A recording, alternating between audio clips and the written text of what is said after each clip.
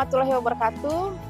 Saya Endah Yuni Puspitasari, SE MACC, dosen Politeknik Negeri Lampung, ingin menyampaikan video pembelajaran untuk mata kuliah yang saya ampuh sesuai dengan bidang ilmu saya, yakni akuntansi biaya. Mata kuliah ini ditujukan untuk mahasiswa akuntansi bisnis digital semester 3 dengan kode mata kuliah PAB 1313 dengan bobot 3 SKS, 2 teori dan 1 praktik. Persentase penilaian 67% teori dan 33% praktik. Diselenggarakan dalam 16 kali pertemuan dan 1 UAS. Yang diselenggarakan secara serentak dan terjadwal di Politeknik Negeri Lampung. 3 komponen utama dalam proses pembelajaran mata kuliah ini adalah Delivery, Interaction, and Assessment atau DIA.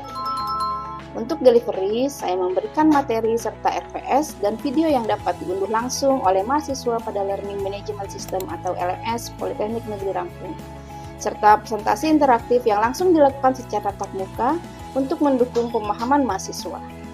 Materi yang saya sampaikan didukung oleh media pembelajaran berupa video digital, kuis interaktif, Kahoot, dan Microsoft Office 365 sebagai media pendukungnya. Interaction pada mata kuliah ini melibatkan komunikasi dua arah antara dosen dan mahasiswa berupa diskusi tanya-jawab, kolaborasi, dan refleksi bersama. Assessment ataupun sistem penilaian yang saya lakukan dalam mata kuliah ini mencakup assessment formatif untuk penilaian proses melalui kuis, UTS, studi kasus, serta penilaian sikap, hasil praktik, tugas terstruktur, dan laporan. Selanjutnya, asesmen sumantif untuk penilaian akhir berupa UAS dan UAP. Model pembelajaran yang digunakan dalam mata kuliah ini adalah experiential learning, melalui studi kasus nyata dengan metode presentasi interaktif, demonstrasi, praktik, kolaborasi kelompok, dan respon kreatif. Referensi yang saya gunakan dalam mata kuliah ini adalah buku praktikum karya saya sendiri dan juga buku referensi karya ahli, serta artikel jurnal bereputasi yang memiliki nilai kebaruan agar mahasiswa mampu mengikuti perkembangan ilmu pengetahuan dan teknologi masa kini. Baik, berikut adalah video proses pembelajaran pada pertemuan pertama, yakni konsep dasar akuntansi biaya. Assalamualaikum warahmatullahi wabarakatuh. Waalaikumsalam warahmatullahi wabarakatuh. Selamat siang semuanya. Siang, Bu. Kok lemes sih? Semangat. Ini karena siang-siang kayaknya ngantuk ya. Coba tangannya begini semua deh. Ayo. Ke depan, tangannya semua ke depan. Biar kita rileks ya. Kita sendiri kita, gak ada temennya. Pindah ke... Udah lebih rileks? Udah lebih santai? Oke, kita mulai ya. Ini kemarin kalian liburan udah panjang banget nih. Iya. Kemana aja liburannya kemarin? Healing. Sebelum kita mulai, oke. Tapi kita jangan lupa kita doa dulu sebelum kita mulai perkuliahan hari ini. Kita berdoa dulu menurut agama dan kepercayaan masing-masing. Semoga ilmunya bisa menjadi berkah untuk kita semua ya. Berdoa mulai. Oke, selesai. Oke. Sebelum lupa, saya mau absen dulu ya. Saya absen dulu. Teman-teman sudah masuk ke LMS masing-masing? Sudah. Sudah absen di LMS? Sudah. Materinya sudah di-download? Sudah dibaca belum? Oke. Sebelum saya masuk ya, kalian tahu nggak sih hari ini kita mata kuliah apa? Akuntansi biaya. Kalian ada rasa ini nggak sih? Oh, kenapa sih kok akuntansi biaya itu dia punya akuntansi sendiri ya? Sedangkan pendapatan itu nggak ada akuntansi pendapatan. Adanya akuntansi biaya. Kira-kira kenapa ya teman-teman? Oke, Restu. Kan Restu? Karena di dalam biaya-biaya itu memiliki banyak kelompoknya. Sehingga kita butuh mencari lebih dalam lagi kira-kira biaya-biayanya apa aja sih gitu ya. Oke, jadi itulah kenapa kok mata kuliah akuntansi biaya itu spesial. Artinya spesial karena memang dia punya pos tersendiri. Tidak ada akuntansi pendapatan, tidak ada akuntansi aset, tetapi khusus untuk biaya mereka punya akuntansi biaya. Oke, lanjut ya. Kita masuk, hari ini yang akan kita bahas adalah tentang konsep dan klasifikasi biaya. Ya, ini ada peta mata kuliah. Intinya adalah syarat utama teman-teman masuk di mata kuliah ini adalah teman-teman harus lulus dulu di mata kuliah pengantar akuntansi. Ini adalah capaian pembelajaran lulusan. Ya, teman-teman nanti ketika teman-teman lulus, harapannya nanti teman-teman mampu menghitung, menganalisis, dan mengevaluasi dengan teknik akuntansi biaya tradisional, meliputi biaya pesanan dan proses, biaya alternatif, meliputi activity based costing, target costing, dan biaya relevan sebagai dasar untuk perencanaan, pengendalian biaya, serta pengambilan keputusan terutama untuk bisnis digital. Kemudian ini adalah capaian pembelajaran mata kuliah ya yang teman-teman akan pelajari di mata kuliah akuntansi biaya ini selama 1 semester ke depan. Mampu menghitung, menganalisis, dan mengevaluasi dengan teknik akuntansi biaya, pesanan, dan biaya proses, terutama untuk bisnis digital. Oke.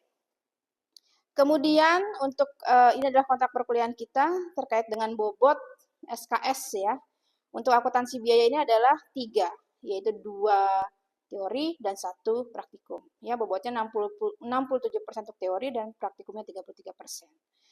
Kemudian kriteria penilaian ini kita masih sama mengacu pada Peraturan Akademik Polinela tahun 2015 bab 4 pasal 2. Oke. Kemudian ada referensi yang akan kita gunakan ya. Ada 3 referensi utama. Kemudian ada 1 tambahan yaitu dari penelitiannya Vitalaya dan Muda. Dalam penelitian ini mengatakan bahwa ternyata ERP, EDI, dan cloud computing itu justru dia adalah salah satu sistem yang bisa mengklasifikasikan biaya dengan tepat, ya, dengan lebih akurat dibandingkan dengan yang lain. Ya, nanti akan kita bahas di pertemuan berikutnya. Kita masuk ke materi kita hari ini terkait dengan peran akuntansi biaya. Oke, akuntansi biaya itu sebetulnya adalah merupakan satu strategi bagi perusahaan untuk bisa menentukan apakah perusahaan itu bisa menjadi lebih kompetitif dibandingkan dengan pesaingnya. Ya, apa saja sih sebetulnya peran akuntansi biaya? Yang pertama adalah akuntansi biaya itu membantu manajer dalam pengambilan keputusan. Ya, kemudian yang kedua, bagaimana akuntansi biaya itu bisa untuk menjadi pengendali dari biaya tersebut, ya, pengendali ya sebagai controller akuntansi biaya tersebut. Kemudian yang ketiga adalah bagaimana kita bisa mengefisiensikan produk, ya, mengefisiensikan produksi. Sekarang kita masuk ke perbedaan akuntansi biaya, akuntansi keuangan, dan akuntansi manajemen. Ya, kalau saya tanya, teman-teman kan sebetulnya ini sudah ngelotok banget seharusnya dengan akuntansi keuangan. Kira-kira kalau akuntansi keuangan itu fokusnya untuk siapa, teman-teman? Pihak eksternal. Kemudian kalau yang dilaporkan itu apa, teman-teman, di akuntansi keuangan itu? Kinerja keuangan. Artinya itu sifatnya seperti apa? Kalau kinerja keuangan itu sifatnya umum dan historis, betul Septi. Sifatnya adalah historis. Artinya dia melaporkan seluruh kegiatan dan transaksinya di masa lalu. Itu akuntansi keuangan. Kemudian laporannya untuk siapa? Untuk pihak eksternal, ya. Nah, kita masuk ke akuntansi manajemen. Kira-kira kalau kita lihat akuntansi manajemen, kira-kira itu untuk siapa? Pihak internal, pihak manajemen, betul ya? Pihak manajemen. Nah, kira-kira yang dilaporkan apa sih di laporan untuk akuntansi manajemen ini apa kira-kira? Laporan yang seperti apa? Evaluasi untuk sebenarnya itu evaluasi sebenarnya laporan masa lalu tapi untuk perencanaan sampai. Oke. Kalau di akuntansi manajemen berarti apa? Mereka untuk proyeksi, ya. Laporan untuk proyeksi di masa depan. Itu adalah apa? Perencanaan. Itu akuntansi manajemen. Sifatnya bagaimana? Oh, dia ada sifatnya proyeksi. Siapa yang menggunakan? Yang menggunakan adalah pihak internal. Nah, sekarang kita masuk ke akuntansi biaya. Kira-kira akuntansi biaya itu sifatnya gimana? Apakah historis? Ataukah sifatnya adalah proyeksi? Atau seperti apa? Ya, Septi? Kalau akuntansi akuntansi biaya itu sifatnya tuh dia mencatat biaya yang terjadi saat itu. Oke, saat ini, sekarang gitu ya berarti ya. Oke, berarti yang dia laporkan apa? Biaya-biaya yang terjadi selama proses produksi saat ini gitu ya. Itulah nanti makanya kenapa akuntansi biaya ini nantinya menentukan harga pokok produksi suatu produk gitu ya. Itulah bedanya antara akuntansi biaya, akuntansi manajemen, dan akuntansi keuangan. Sekarang kita masuk ke penggolongan biaya. Ya, ini yang paling penting untuk kita pahami di awal ketika kita masuk ke mata kuliah akuntansi biaya. Ya, bagaimana kita mengklasifikasikan biaya? Oke. Sebelumnya saya tanya, kalau seandainya saya bilang biaya, kira-kira teman-teman berpikirnya apa itu? Pengeluaran, apalagi? Tanggungan yang harus dibayar, apalagi? Ya, Sinta, coba? Tagihan. Oke. Nah, ternyata teman-teman, kalau kita lihat lebih jauh lagi, penggolongan biaya itu ada 3 klasifikasi utamanya. Yang pertama adalah penggolongan berdasarkan fungsinya, ya. Berdasarkan fungsinya itu dibagi menjadi 2, yaitu adalah produksi dan non produksi. Yang produksi seperti apa? Ya artinya biaya-biaya tersebut digunakan untuk proses produksi. Contohnya biaya apa sih yang buat proses produksi itu? Biaya bahan baku, betul. Apalagi? Tenaga kerja langsung, betul. Tenaga kerja tidak langsung emang nggak masuk? Iya, biaya produksi, maksudnya kemana berarti? Ada 3 nih, berarti kan ada biaya bahan baku, biaya tenaga kerja langsung, dan satu lagi? Biaya overhead. Nah, berarti gimana? Kalau tenaga kerja tidak langsung masuknya kemana? Kemana Restu? Overhead, betul. Biaya overhead adalah seluruh biaya kecuali biaya bahan baku langsung dan tenaga kerja langsung. Kalau seandainya dia tenaga kerja tidak langsung, berarti masuknya kemana? Overhead. Kalau misalnya dia biaya penolong, masuknya kemana? Overhead. Jadi itu yang membedakannya teman-teman ya. Kalau produksi itu terjadi dari 3. Tenaga kerja langsung, bahan baku langsung, dan overhead. Oke, itu tadi produksi. Kemudian, kalau non-produksi seperti apa? Kira-kira yang bagaimana kalau non-produksi itu? Berarti yang tidak berkaitan dengan proses produksi. Contohnya, ada yang bisa kasih contoh nggak? Apa Francisca? Gaji admin kantor, betul. Kenapa dia gaji kok justru dia tidak masuk ke dalam non-produksi? Kenapa tidak masuk ke dalam produksi? Kenapa kira-kira? Padahal kan dia karyawan situ ya. Kenapa kok tidak masuk ke produksi? Siapa nih suaranya banyak sekali? Angkat tangan dulu, angkat tangan. Siapa yang mau jawab? Ayah, ayo coba Septi. Dia masuk ke non-produksi ya, karena admin itu tidak berhubungan langsung dengan pembuatan produknya, karena dia bekerja di kantornya. Jadi masuknya ke non-produksi. Betul sekali, kamu Bapak. Betul ya, karena biaya gaji administrasi itu tidak berkaitan langsung dengan produksinya. Yang berkaitan langsung dengan produksi berarti gaji siapa? Misalnya gaji siapa? Mandor pabrik. Septi lagi yang jawab, tepuk tangan dulu buat Septi. Betul ya, gaji mandor pabrik itu masuknya ke dalam klasifikasi produksi. Ya, karena dia berkaitan langsung dengan proses produksi. Kalau saya tanya, satpam itu produksi apa non produksi? Non produksi, betul. Kalau seandainya janitor, cleaning service, non produksi. Oke, good. Udah bisa membedakan ya. Kemudian kita masuk ke berdasarkan perilaku ya. Perilaku di sini adalah perilaku terhadap volume produksi. Ada dibagi menjadi 2, yaitu variabel dan tetap. Kira-kira kalau dari katanya ada yang tetap, ada yang variabel, itu yang seperti apa berarti teman-teman? Yang tetap berarti biaya yang tidak berubah walaupun volume produksinya naik ataupun turun. Ingat ya, volume produksinya. Biayanya tetap mau dia produksi 1.000, mau produksi 5.000, kecuali sampai pada titik tertentu. Misalnya apa? Biaya sewa gedung misalnya. Maksimal 1.000 ya, jadi kalau dia belum sampai 1.000 ya biayanya akan tetap. Tapi ketika produksinya lebih dari 1.000, misalkan 1.500, 2.000, berarti kan ada penambahan.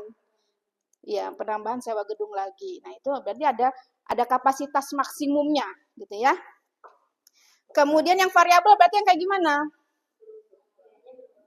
Biayanya berubah sesuai dengan apa? Volume produksi. Contohnya listrik, apalagi? Biaya transport, apalagi? Insentif lembur, artinya kalau ada lembur kalau proses produksinya banyak, kemungkinan ada lembur baru dia akan mengeluarkan biaya gitu ya. Kalau nggak ada lembur ya dia nggak mengeluarkan biaya gitu ya. Oke, kemudian berdasarkan hubungan dengan produk, ada langsung dan tidak langsung. Ya, kalau langsung berarti apa? Ya, berkaitan langsung dengan produknya. Contohnya siapa yang tahu? Bahan baku, betul, bahan baku utamanya, bahan baku langsungnya ya. Kemudian kalau yang tidak langsung berarti apa teman-teman contohnya? Apa? Listrik pabrik. Oke. Nah, sekarang saya ada contoh klasifikasi biaya. Ya, teman-teman tolong dikoreksi benar atau tidak ya. Kalau seandainya bahan baku plastik itu fungsinya produksi atau non produksi? Yakin ya? Yakin. Kemudian perilaku. Perilakunya apa? Variabel atau tetap? Variabel, hubungan produknya adalah langsung. Oke, saya yakin teman-teman sudah paham semua. Ada dulu pertanyaan di sini? Oke, kalau tidak ada, saya ada, ini namanya adalah kertas klasifikasi biaya. Ya, teman-teman silakan ambil satu, kemudian teman-teman tentukan. Kalau dilihat dari fungsinya, dia tergolong sebagai apa? Kalau dilihat dari perilaku terhadap volume produksi, kira-kira dia berperannya sebagai siapa? Kemudian hubungan produknya siapa? Siapa yang mau coba? Angkat tangan. Ragu-ragu? Mutiara, silakan. Ambil satu saja. Gaji admin kantor. Gaji admin kantor, kira-kira. Kalau berdasarkan fungsinya gimana, Muti? Berdasarkan fungsi kan dia nggak berkaitan sama produksi, jadi dia masuknya ke dalam produksi. Oke. Kalau berdasarkan perilaku, dia tetap berapa? Nggak berubah. Kalau misalkan dengan hubungan dengan produknya, dia tidak langsung. Oke. Betul teman-teman? Betul. Sepakat ya? Oke, ada yang mau coba lagi? Sinta senyum-senyum, mau coba nggak Sinta? Mau coba, oke.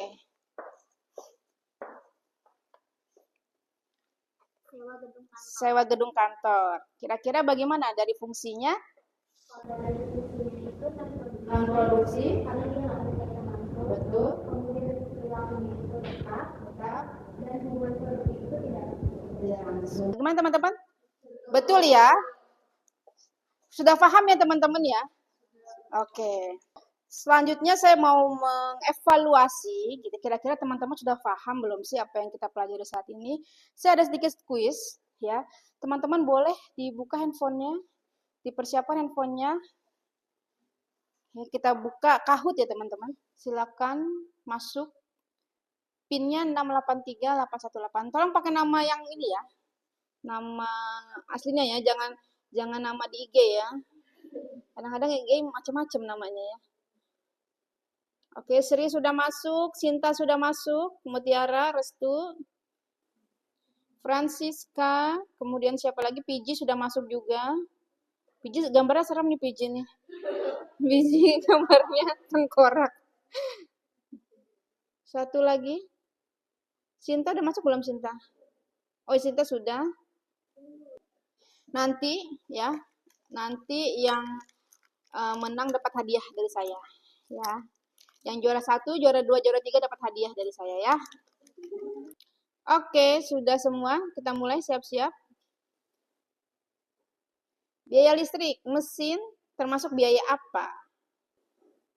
Oke, wih, bener semua. Hebat. Luar biasa kelas ini memang. Oke, lanjut. Siapa tertinggi? Oh, Francisca tertinggi. Ayo, Francisca. Jangan sampai kalah, Francisca. Biaya iklan, termasuk biaya apa? Bener, oh ada yang salah 2. Ada yang salah 2. Oke, siapa itu? Siapa yang nomor 1? Lutfia mengejar. Oke, Lutfia. Lanjut. Pertanyaan ketiga. Ini ada 5 pertanyaannya, teman-teman.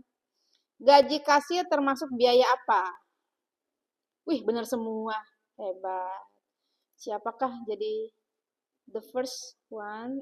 Lutfia tetap. Luar biasa, Lutfia. Nomor 4. Bahan baku utama masuk kategori apa? Wih. Satu salah. Siapa tuh satu salah ya? Oke, good. Lanjut. Siapa nih? Wah, Sri menyusul. Sri nggak mau kalah, Sri ya. Oke. Terakhir. Sewa gedung termasuk biaya apa? Sewa gedung. Wih, hebat.